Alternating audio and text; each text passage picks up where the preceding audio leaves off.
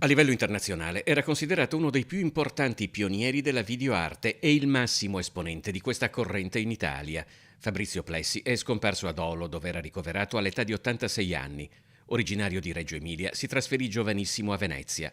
La sua carriera artistica comincia con la pittura, ma già negli anni 60 inizia una sperimentazione con i video che lo porterà ad esporre prima al Centro Pompidou di Parigi nell'82, quindi nel 1986 ad essere il primo ad introdurre la televisione come materiale artistico alla Biennale di Venezia, dove esporrà 14 volte. Nel 98 il Guggenheim di New York gli dedica una retrospettiva, nel 2000 realizza per il padiglione italiano dell'Expo di Hannover una monumentale installazione di televisori alta 44 metri ribattezzata Mare Verticale, un tema ricorrente ripetuto in una nuova versione alla 51esima Biennale di Venezia.